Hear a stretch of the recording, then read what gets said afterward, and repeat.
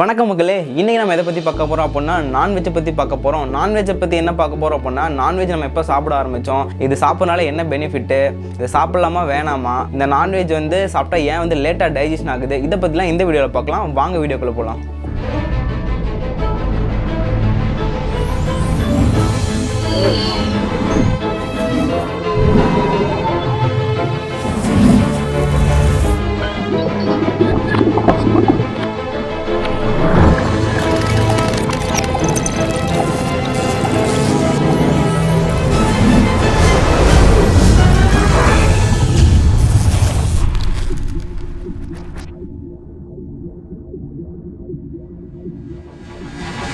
இந்த நான்வெஜ்ஜை மனுஷங்க எப்போ சாப்பிட ஆரம்பிக்கிறாங்க அப்படின்னா, மனுஷன் பரிணாம வளர்ச்சி ஹோமினிட்ஸாக இருக்க காலத்தில் தான் இந்த மனுஷன் நான்வெஜ்ஜை ஃபஸ்ட்டு சாப்பிட ஆரம்பிக்கிறான்.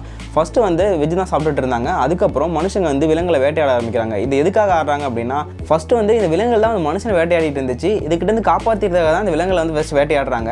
வேட்டையானதுக்கப்புறம் இந்த விலங்குகள் என்ன பண்ணுறதுன்னு தெரியல, அப்படியே விட்டுறாங்க. அப்படியே விட்டதுக்கப்புறம் மற்ற விலங்குகள் என்ன பண்ணுன்னா, இந்த விலங்குகளோட உடலை சாப்பிடுது, அதோட மாமிசம் சாப்பிடுது.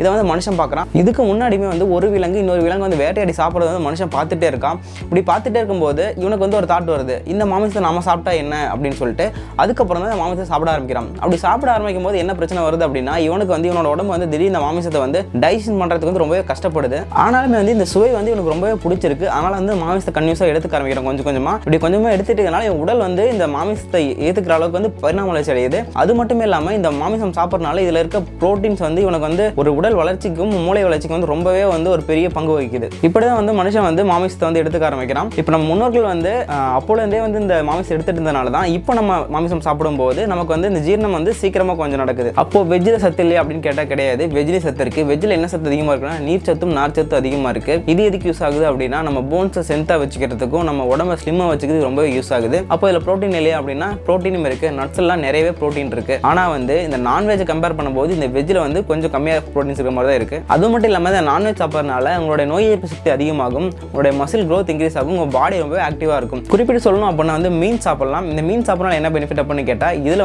கொலஸ்ட்ரால் ரொம்பவே கம்மி. அது மட்டும் இல்லாமல் உங்களோட பிரெயின் ரொம்பவே ஆக்டிவாக வச்சுக்கும். அப்புறம் உங்கள் ஐ சைட்னஸ் இன்க்ரீஸ் பண்ணும். அதுக்கப்புறம் பீஃப் சாப்பிடலாம். ஏன்னா பீஃப் ரொம்பவே அதிகமான ப்ரோட்டீன் இருக்கு. இந்த நான்வெஜ் சாப்பிட ஒரு முக்கியமான விஷயம் இருக்கு. அது என்ன அப்படின்னு கேட்டிங்கன்னா, நீங்கள் எந்த நான்வெஜ்னாலும் சாப்பிட்டுக்கலாம். ஆனால் அதில் இருக்க கொழுப்பை அவாய்ட் பண்ணுங்க, கறியை மட்டும் எடுத்துக்காங்க. சரி, வெஜ் எடுத்துட்டுமா நான்வெஜ் எடுத்துட்டுமா அப்படின்னு கேட்டிங்கன்னா, ரெண்டுமே எடுத்துக்கோங்க. ரெண்டுமே உடம்புக்கு தேவை. ஆனால் அளவாக எடுத்துக்கோங்க. அளவுக்கு மீறினால் அமிர்தமும் நஞ்சு. இந்த வீடியோ உங்களுக்கு பிடிச்சிருந்தா லைக் பண்ணுங்க, ஷேர் பண்ணுங்க, கமெண்ட் பண்ணுங்க. மறக்காம நம்ம சேனலை சப்ஸ்கிரைப் பண்ணிட்டு பெல் ஐக்கானை எனேபிள் பண்ணி வச்சுக்கோங்க. அப்பதான் நாங்க போற ஒவ்வொரு வீடியோ உங்களே சேரும்.